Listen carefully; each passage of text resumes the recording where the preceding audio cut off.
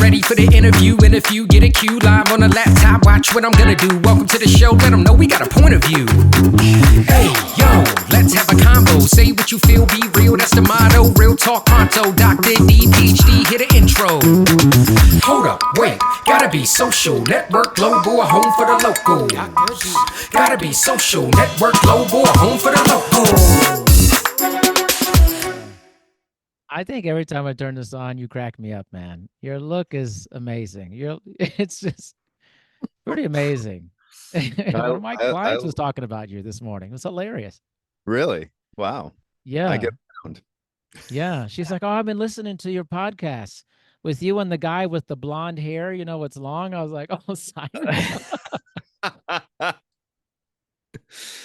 Hey, somebody's listening. This is fantastic. Yeah. She loved it, by the way. She loved it. She's like, I love the stuff you guys talk about. Oh, that's great. Oh, You know, yeah. I always wonder, because a certain demographic definitely loves what we're talking about, but Yeah. I don't know how universal it is. I don't know like how many people were offending versus how many people were inspiring. You know what I mean? And I'm not worried about that per se, but I'm always curious about it. So the line between being offensive and inspiring. Yeah, It's a thin line. Yeah.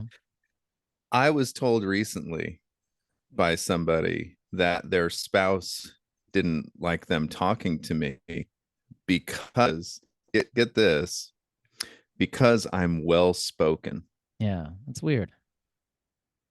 And it's because they would consider themselves, the spouse I'm talking about, of the person I was talking to, they would consider themselves, I'm sure, very orthodox. Okay.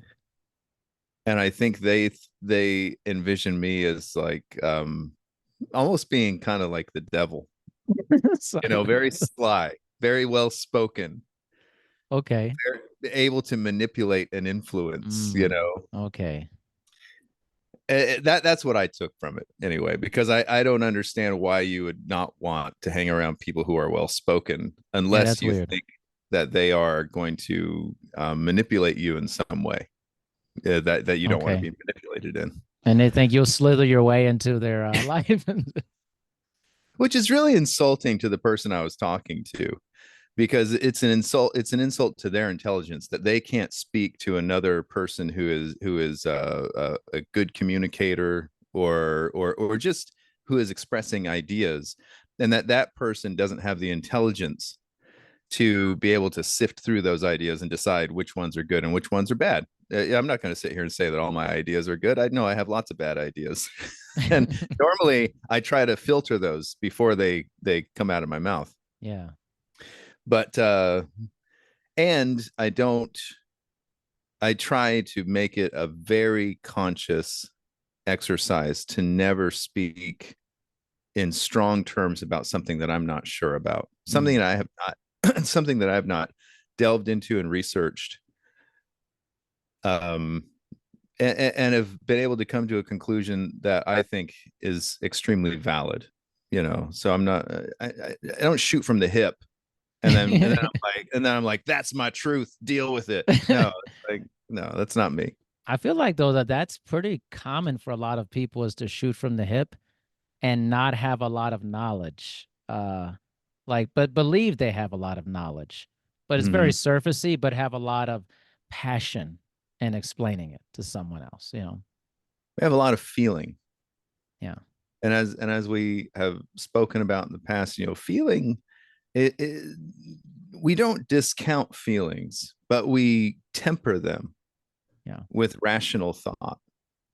So, we don't, as a skeptic, I'm skeptical of my own feelings, even the positive ones. No, seriously, it's like if I like something, now I have to question, why do I like it? This is totally you, man.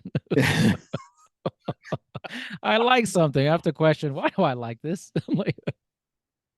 Well, because I might like something to the detriment of somebody else. That makes sense. Okay. I've been thinking about this. You remember, of course, the story of King Solomon and the two prostitutes who come to him, and one of their children has died, and Yes. they've done the baby switch. Mm-hmm. This is read literally, this is a ridiculous story. I'm not even saying that it didn't happen. I'm saying it's ridiculous. Yeah. And King Solomon's reaction to these two women is ridiculous.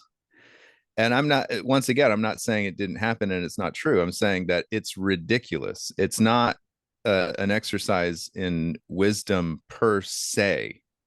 However, read metaphorically, I think there's something to it. And the reason I bring it up, uh, this is where we get the idea of like kill your babies, kind Yeah. of, Yeah. where you're just like, um, but in this sense, it's actually the opposite of that. So there's a lot to be learned from this story when it comes to being a critical and rational thinker, which and that hopefully leads us to wisdom, which Solomon's famous for, being wise. So he prays to become wise.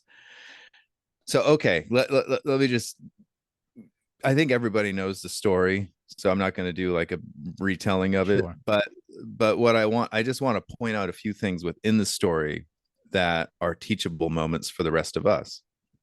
The first thing is that Solomon listens to both sides before responding.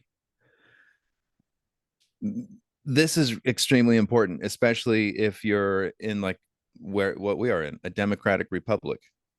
Okay, now as a responsible citizen who's going to go and vote for the next president of the United States, have you listened to both sides carefully, judiciously, and without bias?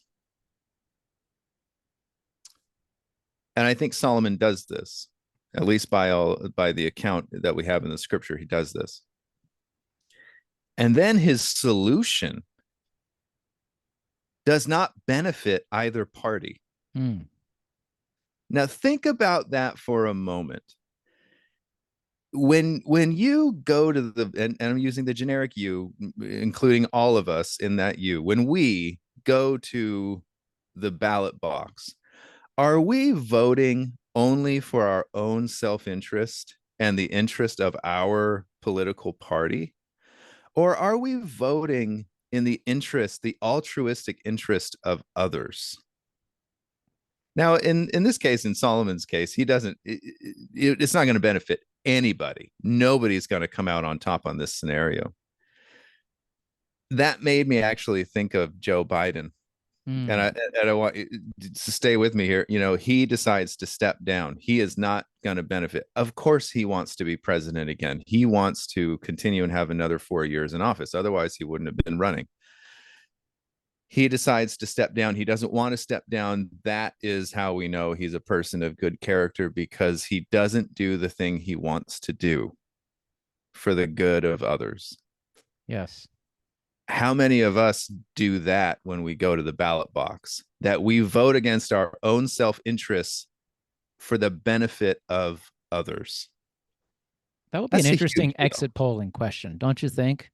Like, I think it would when be. I think like if you said, did you vote based off of party line, self-interest, or for the, basically altruistic benefit? Yeah, I'm pretty sure those, I don't know. Listen, this is pure speculation. The percentage is probably low, if I had to guess, that definitely. people did it altruistically. The people are very self-centered, and also they're so party line driven, or so team, like we talked about last time, this tribalism versus community, Yeah. which you so eloquently made the difference. It was actually a genius statement. I was talking about that this morning too. All I was like, right. oh yeah, like Simon said, tribalism versus community. You're invading my life, you know that? Come on, man. Enough of you. Now you're invading my work life. I mean, I'm just trying to disrupt everything. but and maybe it's a delayed benefit for Biden that he'll actually never see, potentially. Yeah. And I mean, he can't have that many years left. No. So I mean, he's going off into retirement now. And if he had his own self-interest at heart, then he would have fought tooth and nail to stay president, because, there's nothing that the other side would like more than to try and make him and his family out to be criminals. Right. And I don't know if they are or they are not, but let's pretend for a moment that they are. Well, that's in Biden's self-interest now to stay president, Correct. as Donald Trump tried to do last time in order to evade. So and in conclusion, very famously, King Solomon says, give me a sword, we're going to cut the baby in half. Of course it's going to kill the baby, and nobody's going to get anything. And the mother, and he decides on the true mother because she says, please let the other person have it. Okay, how many times in our public life do we have that attitude? Such as, if I were a Republican right now and I was trying to think of what's best for the nation, I would say let the Democrats have this one, because Trump is my guy right now. Right. And that would just be my attitude. Luckily, I'm an independent, but like we've talked about, I've mentioned in the past, I grew up Republican. Yeah. I grew up Republican. I grew up conservative Christian, and really saw, around the year 2000, it must have been Y2K. Y2K must maybe it was scared the partisan politics out of me. But it was right around then where I really started seeing, I was like, no, this isn't working. Like, this system doesn't work because it doesn't benefit unless you are, and sometimes even if you are the party who wins, it doesn't benefit you, because in order to win your vote, everybody's over promising and under delivering. Right. For sure. Everybody across the board. Everyone. Yes. Over promise, under deliver. That's politics in a nutshell. It's pretty good, man. Say a bunch of stuff you're never going to do, but put me in there. Put me in, coach. Yeah. I'm going to hit for the cycle, but not really. You, coach. Yeah. But actually, I'm just going to go out there and do nothing. So anyway, I mean, just to kind of put a bow on it, what we can learn from King Solomon is that unless you're ready to do the thing that actually doesn't let's just keep it within politics for now, but you can see, maybe you could make this comparison to like Christians and Muslims, or even Baptists and Mormons, or whatever you want. Are you willing to do the compromise that doesn't benefit anyone, because that's the right thing to do? Right. Or that would be the ultimate test of the character. Yeah. Our character. So anyway, yeah, I've been thinking about that a lot. I'm not, as we've discussed many times, I'm not a Democrat. I am definitely voting for Harris and Walz. It's For not sure. because I think their policies are going to be a huge benefit to me personally. I actually don't think I personally am going to be very affected by the policies that they're promoting and things like that. I'm really not in it for me. But I do see people that I think have really good character and who I would trust to lead my nation way more than somebody who has 39 felony convictions. Got indicted again yesterday. I mean, yeah. and his running mate, his vice president, is somebody who has completely done a 180 and has kissed the ring and vowed allegiance in order to grasp at power. That's the only reason to do it. That's the only reason, because that what JD Vance said about Donald Trump previously, that's what he meant. That's what he meant. Well, that's what he meant. First thing's true. First thing is true. It's I don't understand the lack of like more outrage over the hypocrisy of this stuff, because it's not like it's like, well, that happened so long ago. We don't have any video evidence, any article, written evidence. We have all the evidence of the world. He's a never Trumper. RFK, he's a miserable person. Trump is a horrible human being. All Yep. these people. And then they just become turncoats, literally. They just, all of a sudden, it's okay. And what it highlights is our tremendous lack of integrity that we see in people. That word integrity used to be really important to people in past generations. Whatever, they may have had other things that weren't great about them, but there was an integrity factor. Like there was a line. There was a Yeah. line. Like, I don't like this person. They're still a massive douchebag. And even if it benefits me to be potentially, I don't get the benefit, by the way, to do this, I'm going to literally drop all of my integrity. And I don't know, maybe they think people are stupid and they just don't recognize that. I feel like they always talk about, well, the American people, we got to stand up for people and the American people are smart. I actually don't think they believe that when you do moves like that.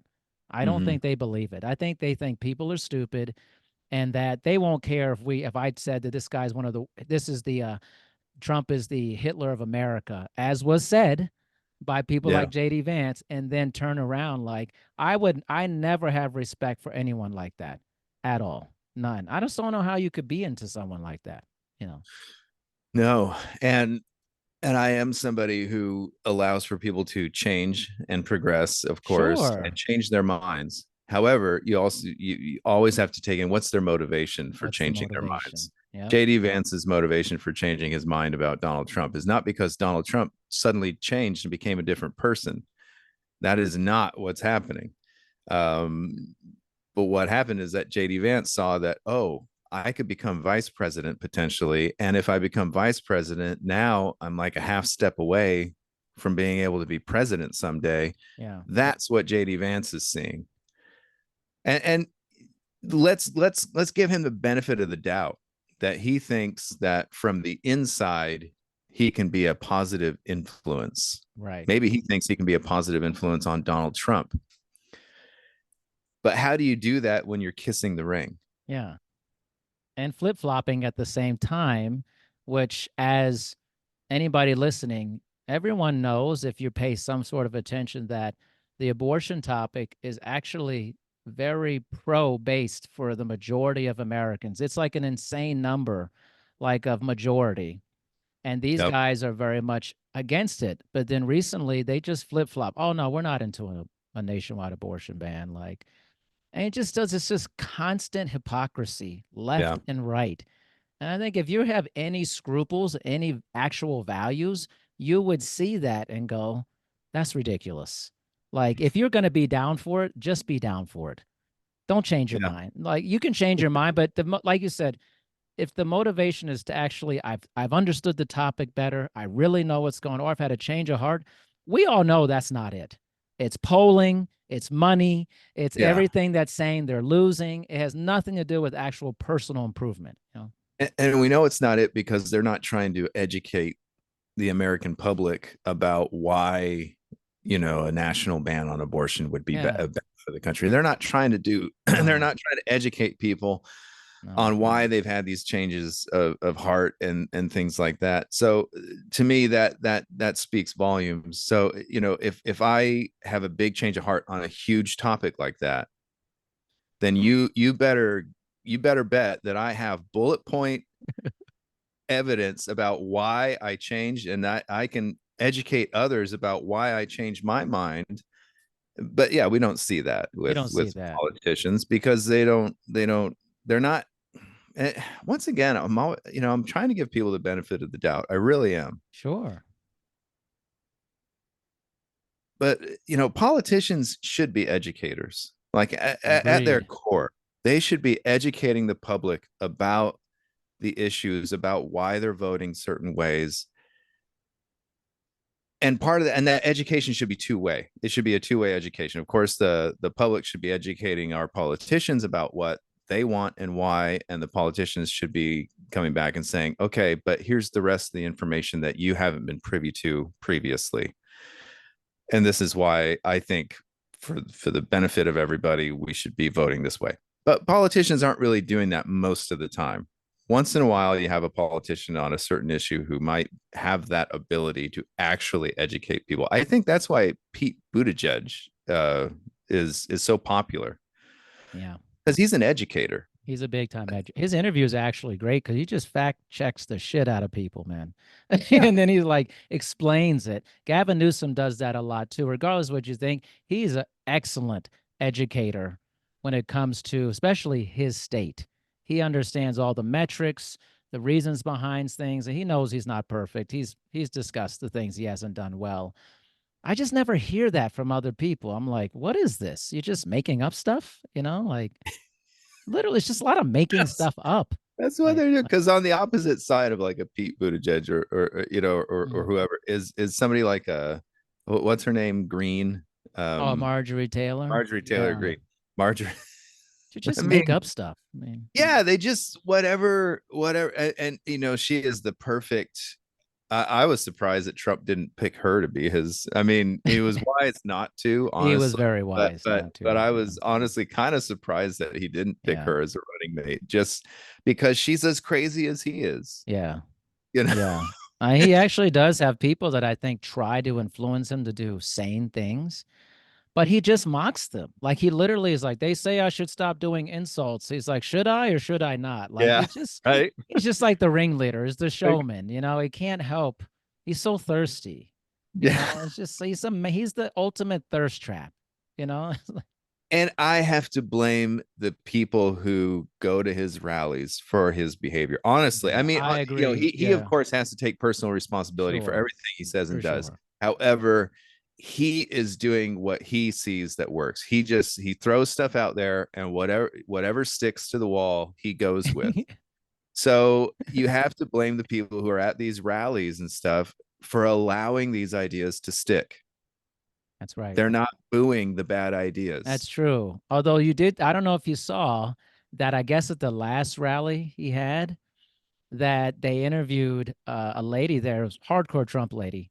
And she said, honestly, I have to stop backing this guy. He sounds crazy. And I thought, what? I was like, That's someone actually beautiful. had a dissenting opinion who's like really That's hardcore. beautiful. She said is like, he's just rambling. He doesn't say anything. I'm like, okay, newsflash, he's never said anything. I'm glad you've come around Exactly. to it, but you're like 9 years too late. All Yeah, right. exactly. I'm like, I don't know what you thought he was saying before. It was 10 the years same. into this game, you're finally catching on. You know what I mean? It's like if somebody was speaking a foreign language to you that you didn't understand, Yeah. and then you're like, oh, they're actually speaking something I don't know what they're talking about. 10 years later, like, no, it's been unintelligible and ridiculous since the moment you met this person. It's like, So I'm gonna have some empathy for this person, actually, because you know I have been talking to others about this same experience when it comes to religion. that's true. Yeah. When you just grow up with something, whatever you've grown up with makes sense for at least a time until you start expanding your horizons and you start expanding your education beyond that thing.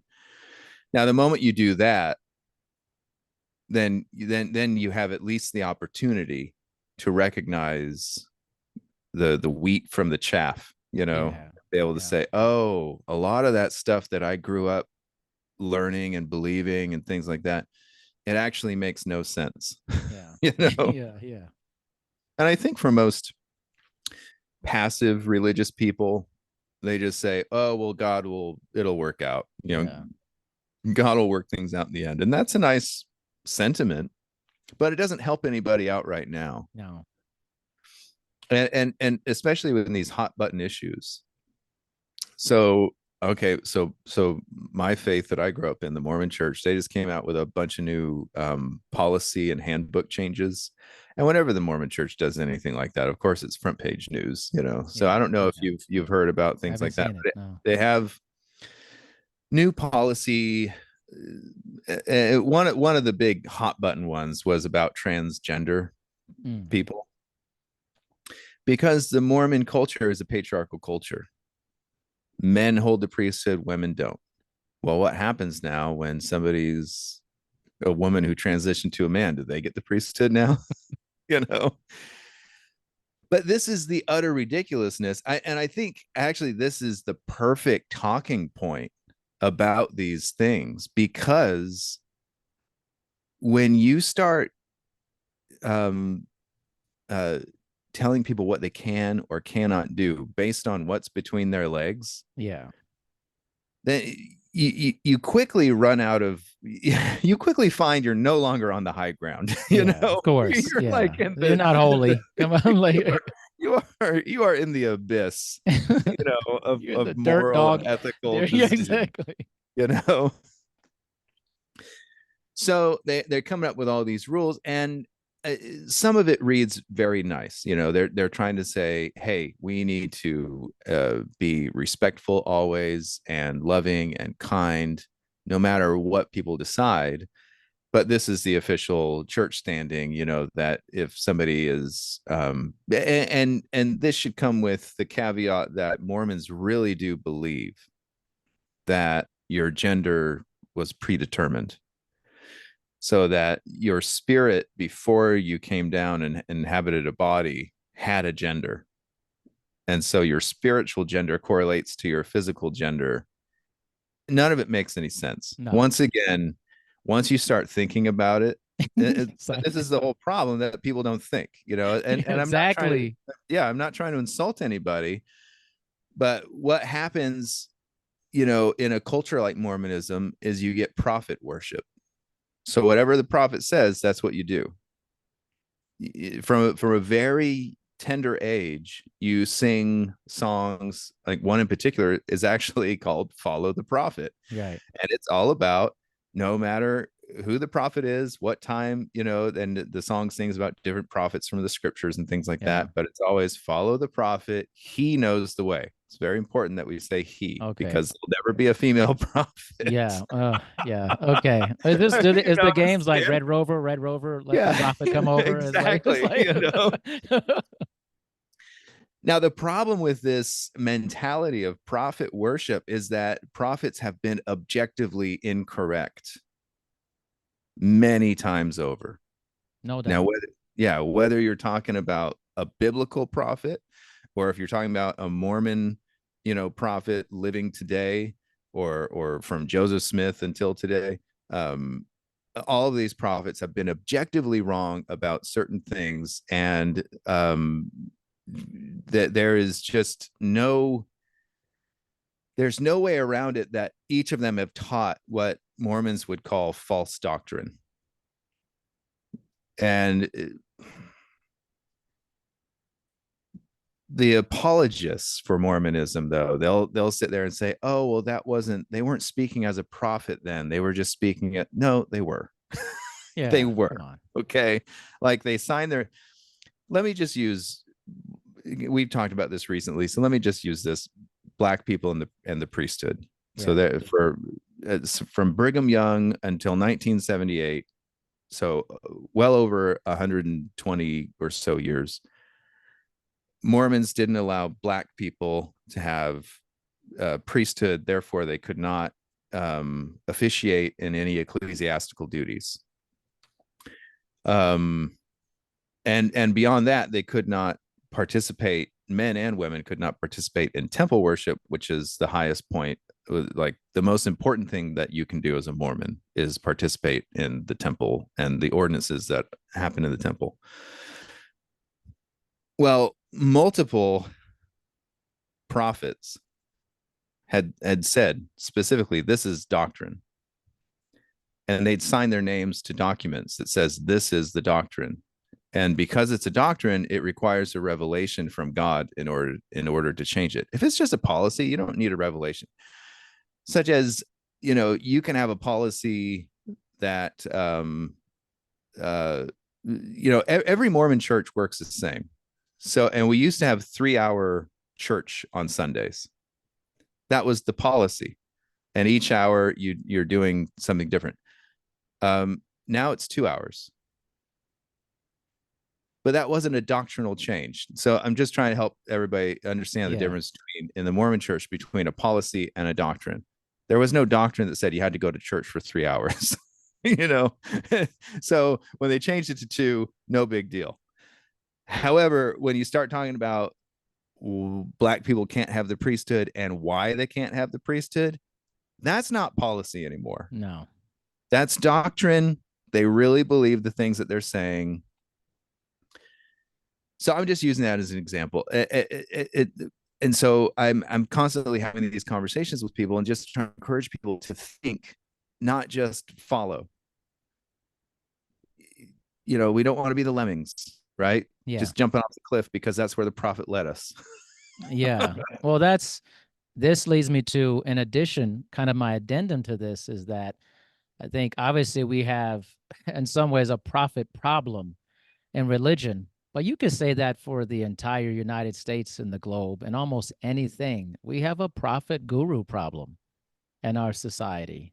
We give away our agency to people who often do not have our best interests at heart. They have their interest at heart, not yours. And it's incumbent upon us to actually think first about, is this actually benefiting me or benefiting this person or whatever? And I think that's what we're seeing in politics too, is like people line up for their profit. Their politician is their profit now.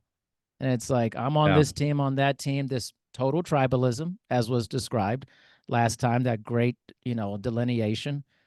And we have a real problem. We have a profit problem online too. Call it YouTube, TikTok, whatever. Everybody's lining up to line behind the profit, the fitness profit, the money management profit, right? These, whoever it is, and people aren't thinking, is this person crazy? And I think that's kind of what we're starting to see a little bit, bringing it back to politics, is that like yourself, if you listen to this show, Simon and I are both independents. We have no skin in the game on either side here. We want sane people. We want sanity. And I think that this line of like, these people are weird, they're creepy. The reason why it's landing is because no one's actually been saying that. No one's been going like, whoa, step back. Don't you think this is crazy? Yeah. Like, I had never heard that attack till recently. And I'm thinking, it's working because it's actually bringing people to think like, actually, is a lot of this stuff this being said is really weird. Like, I used to always think, why doesn't anybody think when Trump was on a show with Ivanka and they said, what's the word you would describe about, each other? And Trump said sex about his daughter. Like, that's what they had in common? Seriously? Or that he would date his daughter if he wasn't his daughter. Like, seriously, that's strange and so disgusting. It's like, it was like no one said, is that weird? It's a profit problem, I think, for people. I'm going to applaud him for his honesty. The filter is not there, man. Yeah, but that is the problem. I mean, I think probably something that a lot of people that we would term as crazy might have in common is that a lack of filter. Yeah. Like whatever they think just comes out. And so they sound crazy, whether or not children have this too, by the way. Clinically you teach crazy. them out of it. You teach them out of it. You don't say everything that comes to mind, You start helping them to organize their thoughts and to be able to communicate in a way that felt that's so helpful. Bad, right? That's helpful. It's helpful. Yeah. Unless you're Simon and you just, say just stuff to people right off the cuff, just right off the cuff, man. I'm not going to say I don't have any regrets for the things that I've said in the past. My favorite thing is, when's the last time you fell in love? Just meeting somebody randomly. That's kind of hard. That's harmless, though. I get it's funny. But like, what you said was right. You teach them to organize their thought. This is appropriate. This is not appropriate to say these situations. And actually, I do have empathy for adults who just don't get that. Like, dude, you should have been socialized out of this or taught out of this mentality, like. So as Christians, and Jewish people, and probably this pertains especially to Jewish people because they actually have done extensive writing and things on this topic of the word. And the word goes back to, of course, Genesis. By God's word, all things were created. And then we have an echo of this in John, the Gospel of John, where we have the word, and the word was, in the beginning, the word was with God, the word was God. And these are really mystical type teachings. They're difficult to take literally, and that's a real conundrum that we run into. However, the point that I'm driving at is that of all the religions out there, those who prescribe to Judaism and Christianity should be really concerned about the power of words. It's taught from the very beginning, from the very first chapter of the book of scripture that we use, that words have power, that words can create and they can destroy. And so the way we use those words, the way we communicate with each other, it matters. It matters. And when you have somebody like a Donald Trump, who is one of the worst communicators I've ever seen on the political stage, it matters. It does. Even if I agreed with all of his policies, which I don't, but even if I did, how he conducts himself when he speaks publicly, I could not vote for him. Yes. And see, this is part of this thing too, is that I'm the same thing. Definitely voting Harris Walls, and similar. We're very similar, Simon. It's not the policies and stuff. Some of it is interesting. Some of it is not. Most of it makes no difference in my life, to be honest, for me. I mean, I really don't think it will. So hanging my hat on that really doesn't make sense to me for that. But I'm that word conduct, I think, is worth discussion, because I don't think we talk about conduct anymore. And if I'm not used to be a big deal. Used to be a huge deal, right? How you conduct yourself, how you comport yourself in public, how you come across. And I just think I want to feel good about who's ever inhabiting a certain office, certainly one that is a figurehead or something that other people in the world see as an example, yada, yada, yada. I want good behavior. Even if it's not that great behind closed doors and I don't know you, at least project to me that it's going to be good. And I just think the lack of the projection, this abhorrent behavior, the name calling, ridiculous, insults all the time, that's just not how I conduct my life. Nor should it be how anyone conducts their life. I'm just going to say it. You should not be conducting your life making up terrible names for people, talking poorly about people's weight, their ethnicity, all this stuff. That person should not be representing our country at all. So it comes down to character and conduct for me. And Harris Walls have much better character and conduct. And honestly, Tim Walz is hilarious, man. That dude is funny. I would have a beer with that guy. Yeah. He's just a regular dude. And I like that. I have nothing in common with Donald Trump. Literally nothing. Like zero. And neither do the people that like him either. They also have nothing in common. You got to get out of this. You have nothing in common with him. Yeah, your interests don't align. No.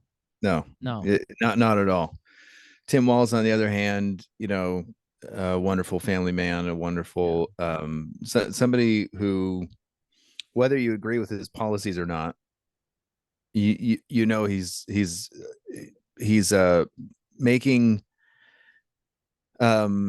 decisions based on integrity. Like, he honestly thinks this is the best thing for everybody. And feel free to disagree with that. No, honestly, I mean, feel free to disagree with what he has decided is best for everybody. But the thing you just can't disagree about is that he's been doing all this with his own self-interest in mind. Right. Like, I know that, the nickname they like to go with right now is Tampon Tim. Yeah. How disrespectful. Okay. Well, how did that legislation benefit him? You know Right. what I'm saying? Good point, Simon. So Great point. so he signed that legislation believing that it would be good for other people. It had nothing to do with him. That's the kind of integrity I want to see.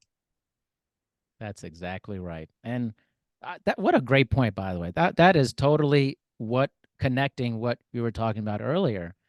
And I just don't think there is just if I look at it objectively, like you said, let's actually look at these things.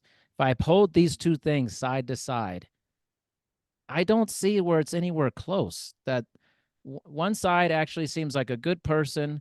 I watched some of the DNC, like not live. A lot of it I watched on YouTube clips and stuff like that. I was working. Mhm. I was busy. I just didn't have Yeah. time for it, you know. And this is just me. Again, these are my own thoughts, my own opinions, my disclaimer about it. But when I saw Michelle Obama and Barack embrace each other, and I think they were talking dirty to each other maybe a little bit on the stage. I like that. I'm really into Yeah. that. And Tim Walz and his son's so passionate about his dad. The wife's like, all these people feel like they actually like each other and love each other. Yeah. Like that connects with me because there's a conduct, there's an integrity, there's a showing of like, hey, I actually am into these people that are around me. Contrast with, I don't see that anywhere else on the other side of that. Actually, it just feels cold to me. It just feels inauthentic.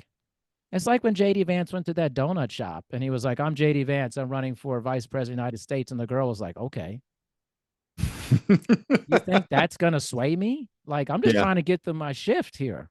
Yeah, Like, why exactly. do I care about you?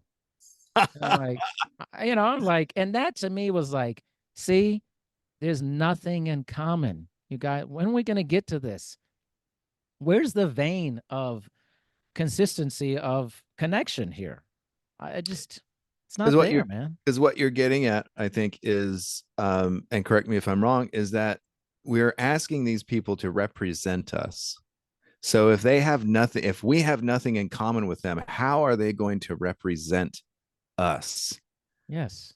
Like I have nothing that other than being a Homo sapien, I have nothing in common with the Trump family. Oh, Nothing at all. yeah. You know, the way that we grew up, the values that we espouse, what we consider to be integrity, Yeah. nothing to do with each other. Nothing. Nothing at all. So why would I want any of them representing me? Right.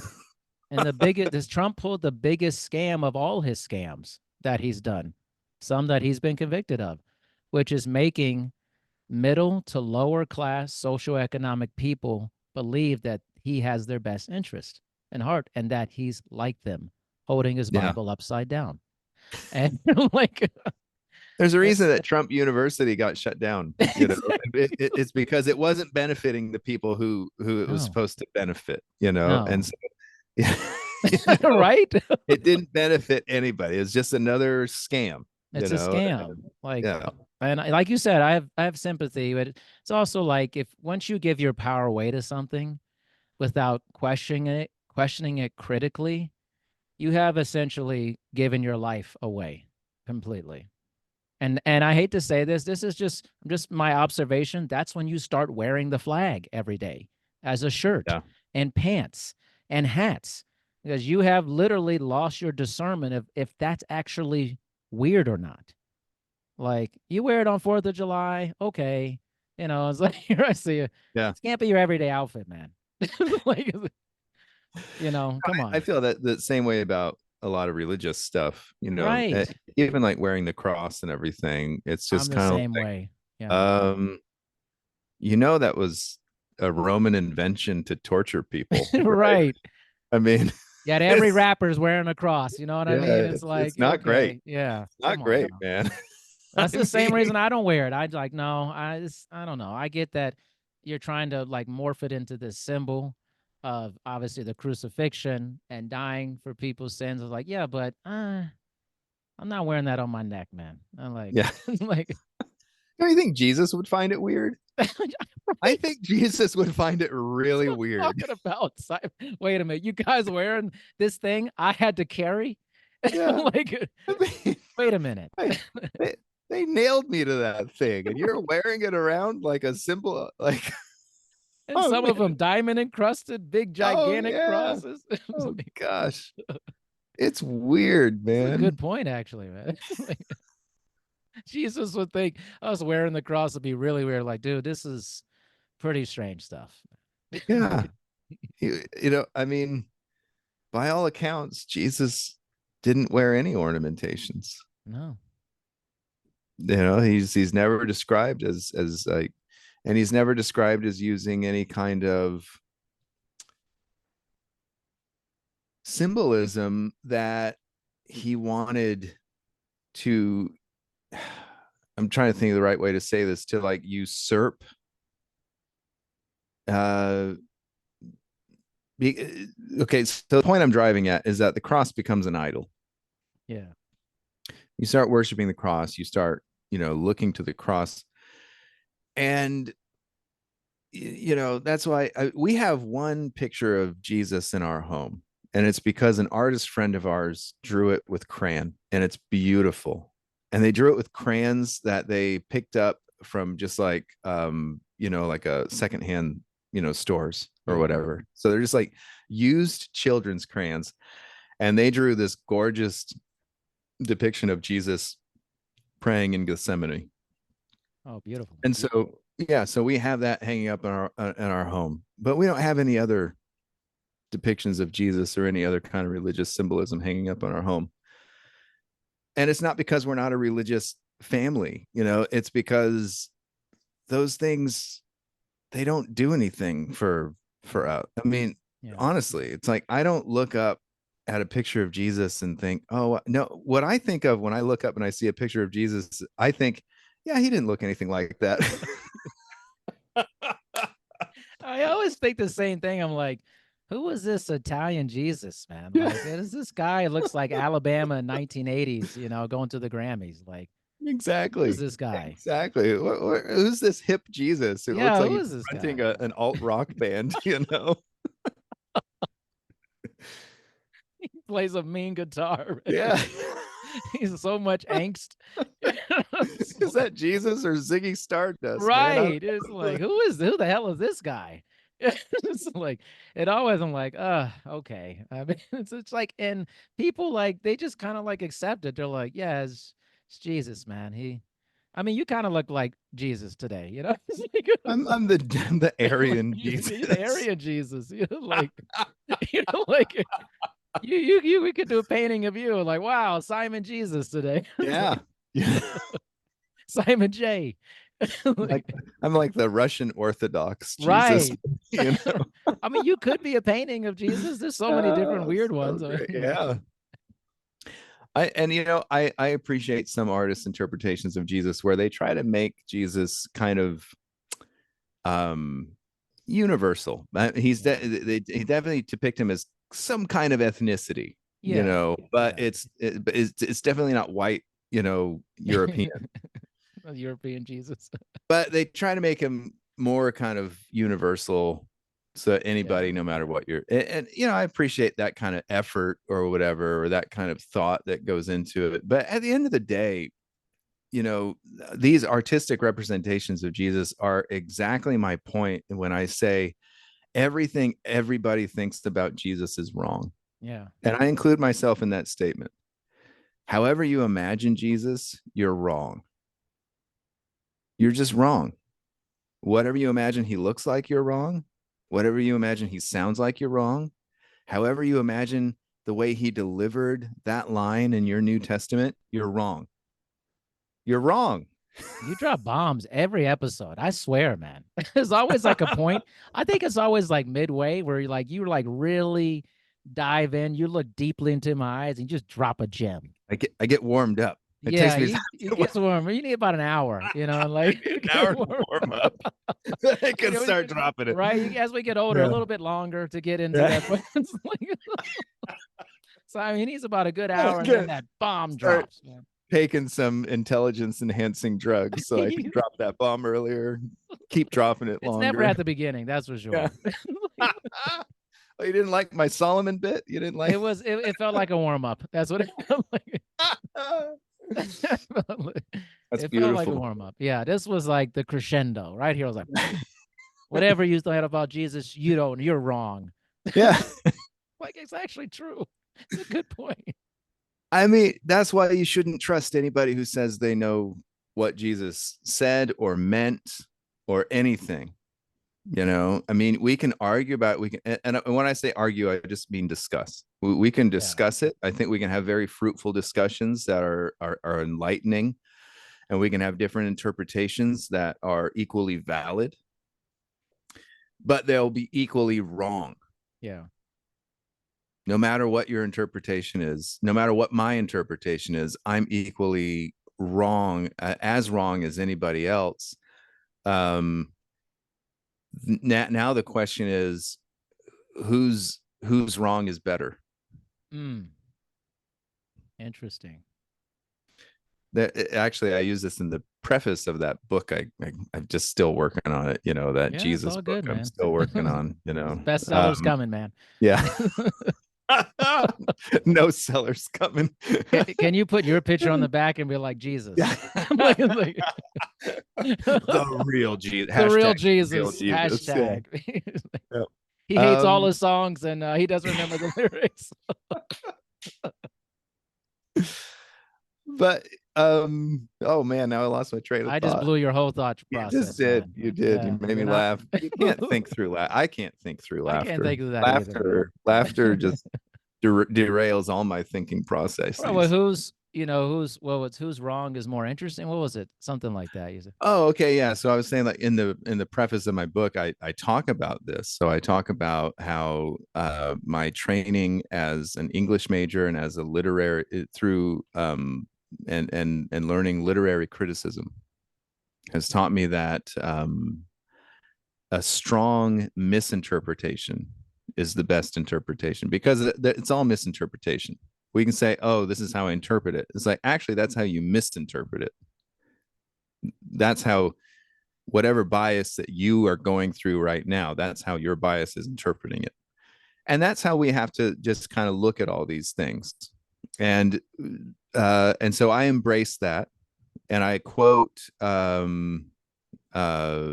gosh, his name just flew right out of my head. From Measure for Measure, and Shakespeare's Measure for Measure, the villain. Anyway, he says, I might be getting it slightly wrong. My wrong or powers or whatever, you're right. Anyway, my wrong is better than your right. Yeah. Yeah. So I'm just embracing that within this book, because I know that all of my interpretations of these different biblical stories that I'm talking about in this book, I know that they're wrong. They might be less wrong than somebody else's, or they might be more wrong than somebody else's, but they're wrong nonetheless. But I think they're valid misinterpretations, and I think I have very strong claims and evidence to back up why I am misinterpreting the scriptures the way I am. Right. You know what? Might need to warm up just a little bit more, Simon. That was a little rough, buddy. Well, you hit the peak. I'm still blonde. And then I'm still blonde. This is really difficult to overcome blondness. Believe me, I know. Just two blonde guys here. Like my mic keeps sinking. Yeah. No. I think that's an interesting thing. I haven't thought about it that way. That's actually an interesting. Honestly, I literally never thought of that before, which is great. I'm being enlightened on something different there. And you can also kind of, again, I kind of trying to look at universal themes, and I think you can kind of bring that to a lot of areas. And we've been talking about politics. It's kind of like that too, on some. Like people are over delivering, over promising, under delivering, like you said. Okay, well, which version of that are we getting? And sometimes you get more. Like, I know people like rip Biden and stuff a lot, but actually a lot of things actually got delivered, like actual legislation. I mean, that's not an opinion. That's factual. It actually happened.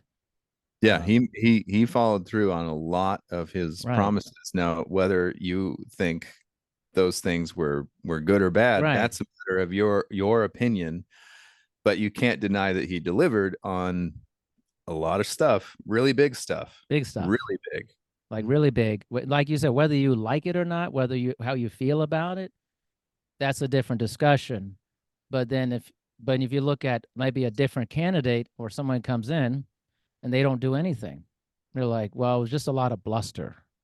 Yeah, So what would I rather have? Someone just says a lot of stuff, really doesn't do anything, or someone who says a lot of stuff and actually gets things done? Okay.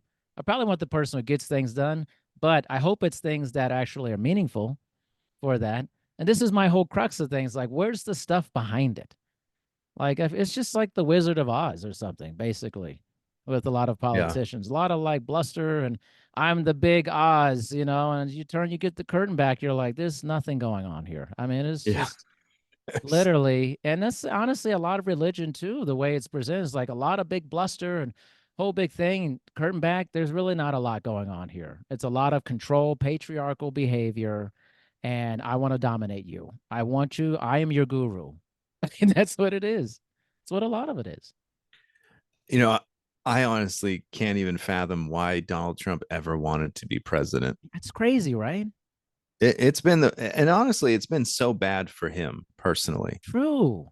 And I don't think he had the foresight to see how bad it would be for him. I think he thought he was just going to keep skating along the way he always has. Because let's face it, when it comes to like getting away with shit, Yeah. it's hard to find somebody who's been luckier in that regard than Donald Trump. Yeah.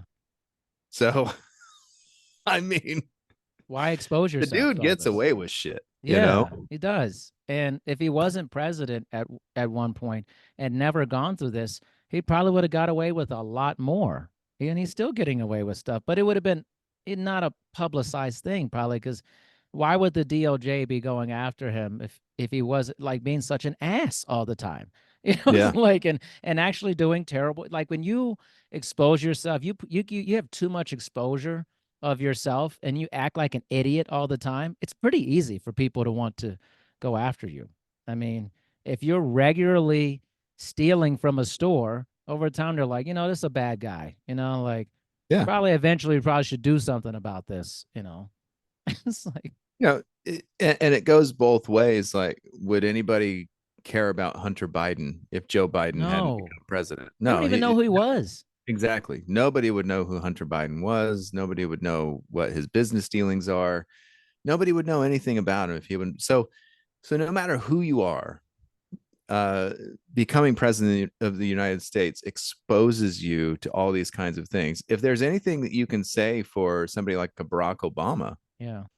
is that he was under that criticism for 8 years and people couldn't find anything. No.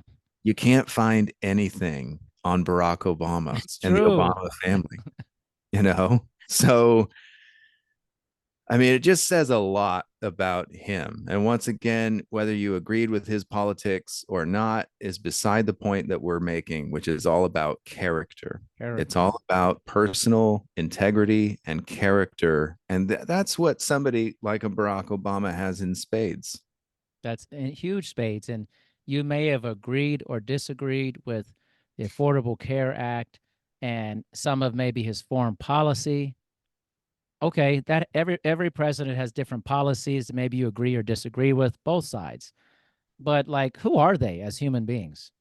Like that's generally what I try to focus on in life and in these positions of authority. Who are these people?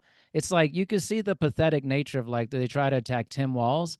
It's like, oh, let's try to attack something. We got to find something on this guy. Let's His try to son do like cried this. Yeah, I mean, oh, at the DNC. look His at his son son.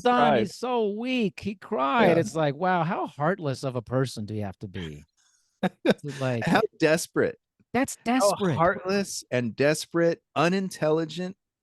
I mean, the lack of intelligence, the lack of both like social and emotional intelligence Yeah.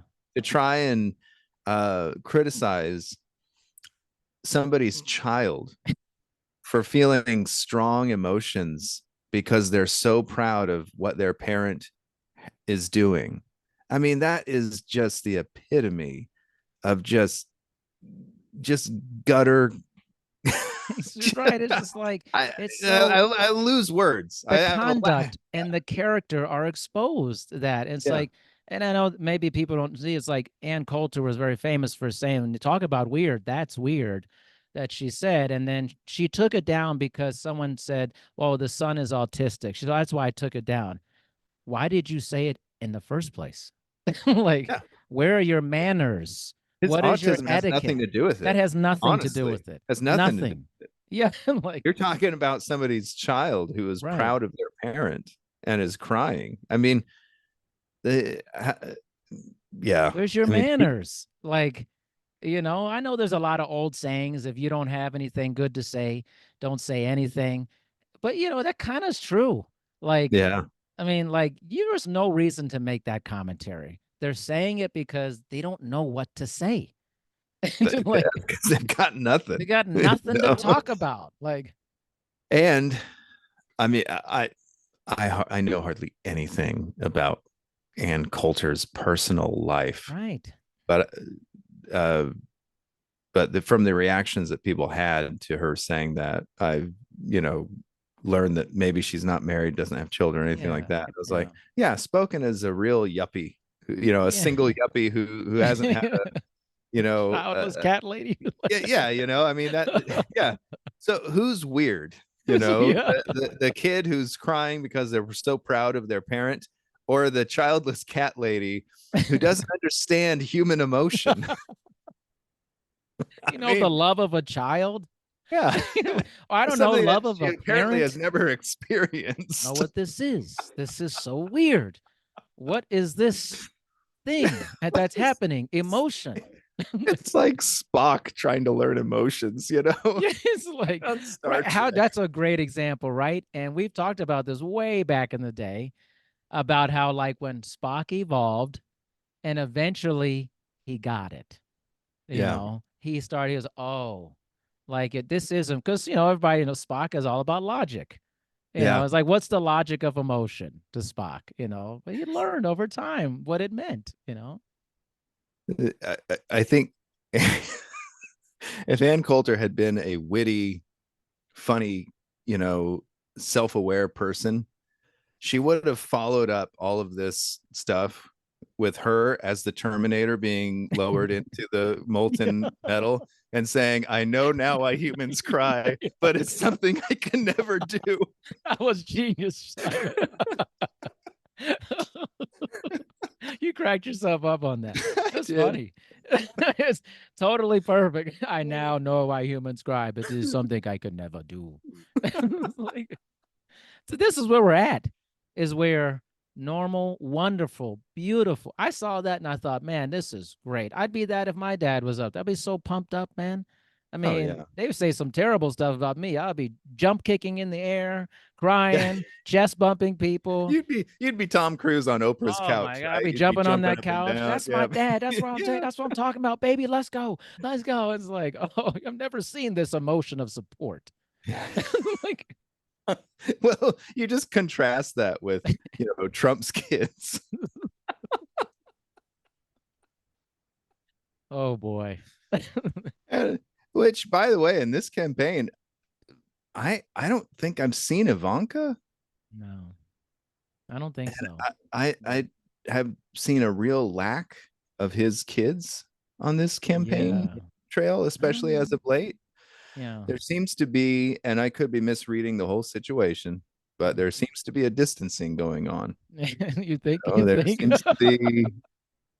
Maybe Ivanka isn't really interested in being first lady again. Maybe she really doesn't want anything to do with this guy. Oh, other Melania. Than Yeah, Melania. Oh, yeah. That's what I mean. Melania. Yeah. Sorry. She's MIA. They have her face on a milk carton, man, back there. Yeah. But Ivanka too. I mean, Ivanka left her too, husband, they of course, were part of his cabinet. I mean, Yeah, a part of terrible cabinet. Honestly, objectively, you don't just make oh your yeah. kids part of the. It's No, I incredible. mean, how Come on, man. stupid, I mean, That's he tried terrible. to run the White House the way he runs, his businesses, and yeah, I mean, it worked out about as well. Yeah, exactly. Just it's like I don't know. It's just weird. It's like if you just compare and contrast. Like again, I think we're coming back to this like slow down, think. Thinking is really important, people, in life. Think Yeah. about this. What's happening in the next couple months? Think about what you've seen, and if you think about what you've seen and you go, that Trump, that's my guy, I'd be like, okay, at least you thought about it, at least for a while. I'm going to disagree with you, but at least I respect that you went through some sort of thought experiment Yep. about it. Just the lack of thinking is just the worst part of it to me. It is. And, when I talk to people on either side, honestly, who Yeah. are like overly excited about their candidates, it has nothing to do with policy. Because then you No. start talking to them about policy and they don't know what the hell's going on. It And sounds like religion. yeah, isn't that normally the case? The Yeah, it's more normally the case. excited you are about something, the less you know about it. Yeah. And it And I seems like think, that shouldn't be the case. It seems like it shouldn't be. well, I think that is one of the measures of wisdom is is the ability to be skeptical. And once you have a skeptical mind, you kind of, I don't want to say you lose your excitement or passion for these things, but but what you do is you gain the ability to see what is worth that kind of excitement and passion and what isn't. So, Yeah. does that make Yeah, sense no, at you know all? what? I never thought about it that way, but I started selfishly, guys, I started thinking about myself. There you go. And I started things I'm really passionate about. I actually don't really talk about that much. Mm-hmm. Like because I feel like I know a lot about it, but I don't feel like I need to project it all the time. Mm-hmm. I don't know what it like there's a lot of things I'm excited about, but I don't like I was like, I love gardening. I'm a huge gardener. I've talked about it a few times, but I'm like not like banging people over the head about it, Mm-mm. and like being plant based. I'm not banging people over the head about it. Yeah. But then you see people who are, and you're like, they don't really know that much about it. Like, why are they talking about it so much? It's like, why are we talking about this? If somebody's Yeah. like we talk about, you can look at like politics, like foreign policy, domestic policy. Whether you talk about the border is the worst because people know nothing about the border. I'm so sick of people talking about the border and having zero idea about the border or the police force and misdemeanor crimes versus felony crimes. Like Gavin Newsom, again, I have no skin in the game with Gavin Newsom. I just think he's good. He's good at talking. He explains things. But he was on Mm-hmm. a show and he said, they're pumping about how in California you can steal $950 worth of stuff from a store before you get like a misdemeanor or felony, whatever the two. And he goes, yeah, that's true. But did you know in Texas you can steal up to $2,500 before that happens? He was like, don't come at me like that. And you don't even know about Yeah. these other states. Why aren't you talking about Texas doing that? But you're always banging on California. I was like, damn, this guy knows what he's talking about. It's like that never gets brought up though. Right. Nope. And that stuff frustrates me is to this talking point, this overzealous talking point about stuff you don't know is so ridiculous to me. And if anybody actually tests you on it, it's the same thing with religion. Well, I don't know. It's a mystery. It's just God's a mystery. Yep. It's like that's bullshit, man. Like, So to that point, when the Mormon Church came out with this latest policy about transgender, they were very open about how they don't know why people have or gender dysphoria or any other kind of just wanting to be a different gender than what they were born as, what they are biologically born as. So at least they admit that they don't have the answer to that. Yeah. But at the same time, they think they have the answer to that they shouldn't feel that way. It's like, well, if you don't have the answer to why they feel that way, then why do you think they shouldn't feel that way? Yeah. You don't seem to have any of the answers, but you seem to have the response to the questions that you don't have the answers to. Yeah. So Strange. why are you responding to things that you don't have the answer to? Right. You know? Right. Very eloquently said, like, one thing equals this. Why does it equal this other thing? Yeah. Doesn't make sense to me, actually. No, so to say that, you know, um so all right, so one of the biggest problems, and I'm trying not to get worked up about this. I'm trying to keep my calm. Oh, I'm trying we to don't. enhance my calm. Okay, we don't need All Star right. Wars situation here. Yeah. We don't need- Because the way that they've worded some of these things is to imply that if you are transgender, then you are what's the word I'm looking for? Predatory. Oh, okay. So now if you're a transgender individual, and let's say you're a man who transitioned to a woman and you want to use the women's bathroom, according to the church policy, you have to have somebody in there with you to make sure that there's nobody else in the bathroom. I don't even know how this would play out, so that you can use the bathroom by yourself. So basically, they have to quarantine the bathroom for somebody who feels like they are a woman, who have gone through a physical surgical transformation, and to become who they think they are. Yeah. And now you're worried that they are predatory towards other women. That doesn't make any sense whatsoever. No. Have they ever been in a bathroom? Public bathroom? The last place I want to go after somebody sexually is in the bath. Oh, are you taking a dump? Hello, you. Sexy in the bathroom, the public bathroom at the airport. Wow. I mean, it's just crazy. So the way that they do these things, it's just the implication. It's the thing that they're not saying, Yeah. but Yeah. that they're implying, that just blows me through the roof. And I just keep talking about it over and over because it just feels like it keeps coming up. The Olympics, now this with the church policy stuff. It's like everybody is so, I mean, in such a perverse way, so worried about what's between the other person's legs. Literally. Yeah. I mean, okay. And this is how I said it to somebody recently. I said, unless I'm trying to have sex with you, I don't care what's between your legs. Right. I don't. It has nothing to do with, am I going to be your friend? How I'm going to treat you? How I'm going to interact with you? What's between your legs has nothing to do with any of that unless I am actively trying to have sex with you. Yeah. Now, after 24 years of marriage, I'm pretty positive of what's between my wife's legs. So I don't have to worry about it. I don't have to worry. So for everybody else, it's a non-issue. Yeah. And I just don't understand why it is such an issue for so many people. There's something else going on there. I just really is. It's hidden behind some other doctrine, almost often religious doctrine, but I don't believe that's it. I think the root of the problem is something much darker that they, or not even dark, just maybe just something about themselves that they just haven't come to terms with for that. And they're trying to legislate other people's lives. Yeah, come on. I mean, that like I have the same thing with like the drag queen stuff. I don't understand that. What does it matter? Honestly, it's extremely entertaining.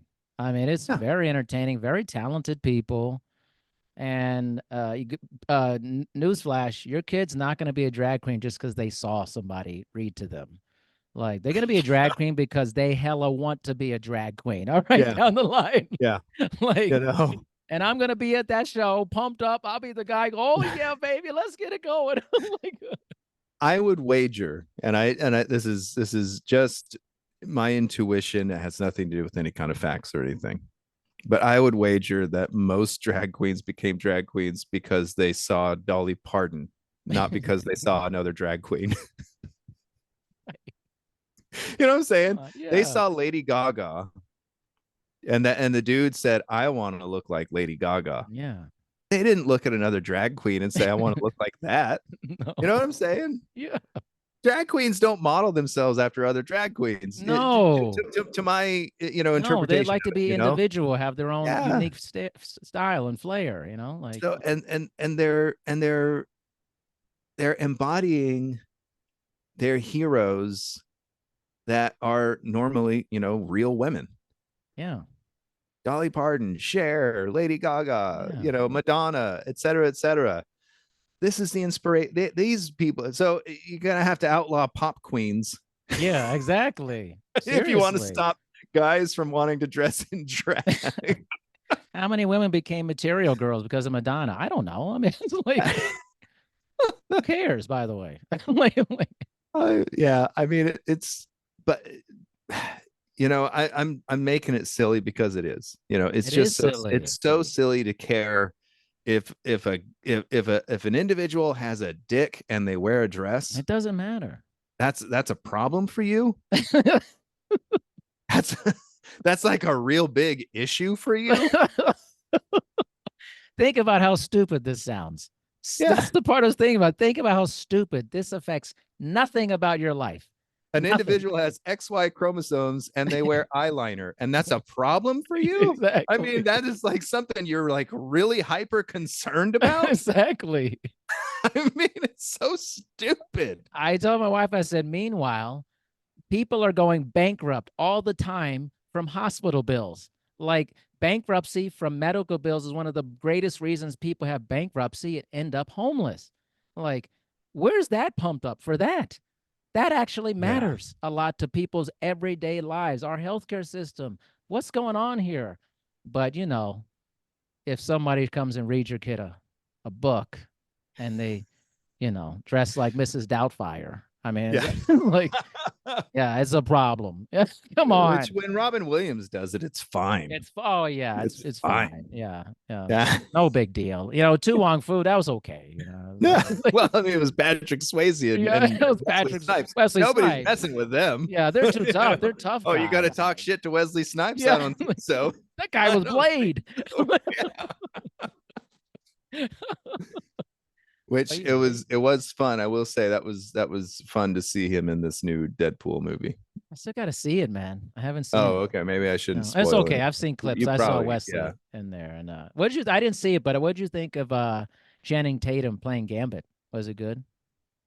I mean, he was funny. Yeah. I Yeah. mean, I had no emotional stakes in that game. I know a lot of people were excited because Yeah. apparently he was up for having his own solo movie as Yeah. Gambit that never came to fruition. I give no shits about that.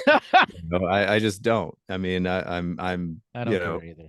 yeah, I don't care about the character. I don't care about the movie, and I know next to nothing about Channing Tatum. So Magic Mike, you don't know about Magic Mike? I've never seen Magic Mike. I haven't so either. I just know the name. Oh yeah.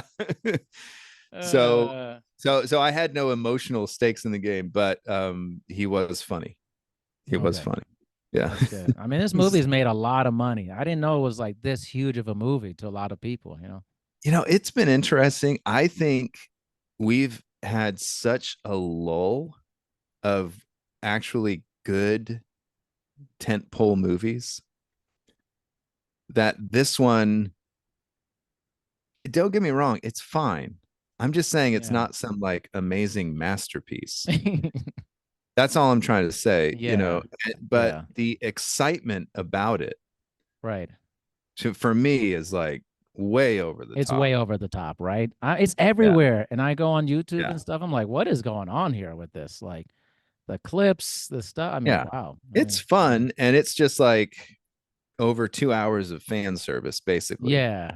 And so it's fun. And I'm all for just a dumb popcorn movie that just entertains. But yeah, people have been, and I think I haven't seen Romulus yet, the Alien movie. My brother saw it. He said it was good. I don't know. He's pretty strict on movies. So I was like, oh, okay. I heard it falls apart in the third act. Yeah. But that it starts really strong. Okay. So that's what I've heard from from movie critics that I normally agree with. Okay. Normally, you know. Normally. Yeah. But people have been so excited about it. And I Yeah. think that was actually one of the things that one of these critics that I normally, like I say, I normally agree with, not always, but normally agree with, that they were saying that they were just like, they weren't sure why people were this excited about this movie, because it's mostly just a rehash Yeah. of alien movies. There's not Yeah. much original going on, you know. Yeah. Um, but it is done well at a lower, at a modest budget. I think the Okay. budget for this was only like 80 million, Oh, okay. which for a big summer blockbuster is pennies, you Right. know. All right. So impressive in a lot of ways, and then, you know, but not like, it doesn't do anything to like reinvent the franchise or, you Yeah. know, correct the course or anything like that. And I was like, I was just pondering that about these movies that people have been kind of overly excited about, it feels.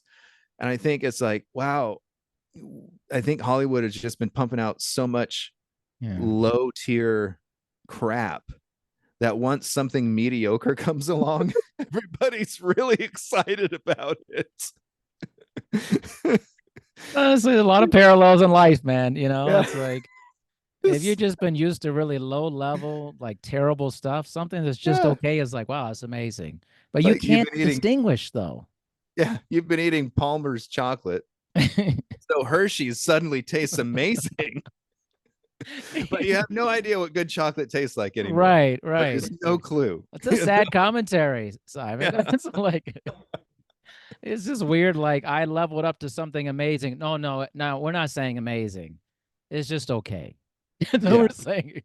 And, you know, I don't want to sit and compare because they're not the same or anything like that. But, you know, Deadpool is a multiverse movie. Sure. So I'm going to think about other multiverse movies. And, you know, Everything Everywhere All at Once is actually a masterpiece. Actually, really amazing. Yeah. One of my favorite movies of all time. It's up And there, man. I mean, what they did in that movie with so much insanity, like Yeah. literal insanity, but keeping it grounded in an emotional level. I mean, having weird stuff, Yeah. like, A lot of weird stuff. Yeah. you know, the bagel bit, you know, Yeah. everything like that. All of a sudden, they're like rocks at the edge of a canyon and they're Yeah. talking to each other. You know, I mean, it's like weird, It's very weird. weird Yeah. stuff. And it shouldn't work. It should not work. And it wouldn't work if Disney were making it. Let's just keep that real. Yeah. Yeah. So when I'm comparing Deadpool, which is a multiverse movie, and I'm thinking of it in the same kind of multiverse way that I am with, I mean, in that comparison, the new Deadpool movie sucks. Yeah, of course. Yeah. It's lame. It's so devoid of any kind of emotional impact Yeah. and anything like that. I mean, It's fan service, like you said. Let's see your favorite like characters in their actual original outfits and stuff like that, and comic outfits. It's fan porn, you know. It's like, yeah, but it has nothing to say. yeah, It will have, other than, like you say, fan service. It'll have no cultural impact yeah, whatsoever. But man, that Everything Everywhere All at Once. yeah. Holy cow. It's deep. It's deeply in there, man. It's deeply in there. Anybody who hasn't seen that, if you're listening right now and you haven't watched Everything Watch Everywhere it. All at Once, I mean, watch it, and then if you watch it and you don't get it, watch it again. Yes, most definitely. It's I've beautiful. only watched that movie once. Yeah, and I ponder it almost daily. it's great. I like Jamie Lee Curtis in it too. I thought that was a funny. So good. She was great in that, man. She's so good. A movie like that allows actors to be actors. Yes. Yes. Michelle Yeoh is amazing. Mm-hmm. I mean, you know, Michelle Yeoh and Kai, oh gosh, Kwan, her husband in the movie. Yeah, and the guy was Data and Goonies back in the day, Yeah. man. It's so awesome. I mean, there's a reason they both won Oscars. Yeah, of course. Yeah. Because a movie like this, and Jamie Lee Curtis won supporting. Just so good. a movie like this allows actors to be actors. They get to embrace characters, they get to change, they get to evolve. Right. They just get to do so much. Yes. And you get to see how incredible these actors are Right. in a way that other movies just don't allow. Agreed. They box them in. And they can't be themselves. And you know, we never do that on this podcast, ever. You can be yourself. Simon can be blonde Jesus. Like, you can be black blonde Jesus. I can be black blonde Jesus, Leroy Simmons, whoever you think I could be. I don't need a guy. And you know what? People are listening to us now. Damn it. They're actually even telling us. I mean, I get feedback all the time from people who are listening to this podcast. You know what's funny? And I think, what did I say? I don't even know what I said. Oh, honestly, yeah. Somebody will come up to me and be like, "Oh, I loved what you said on that episode." I'll be like, "You're gonna have to remind me." Yeah, what did I say? Please tell me. Because I'm just having a great conversation with Darian, and that's right. You know, we're just flying through, just flying, just going, just saying stuff. Sometimes profound, sometimes just silly. You know. Well, we're at our end again, my friend. What an awesome time. I needed this, as I always do. I've been working like crazy. I feel like I'm so busy. And I needed a substantial conversation like this. You always give me that. Thank you, man.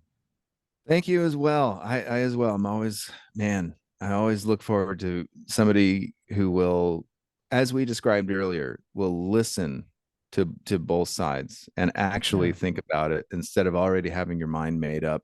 Yeah. And saying, no, this is how it is. Yeah. So this is my favorite kind of conversation. That's right. All right, man. Thank you so much. And until the next time.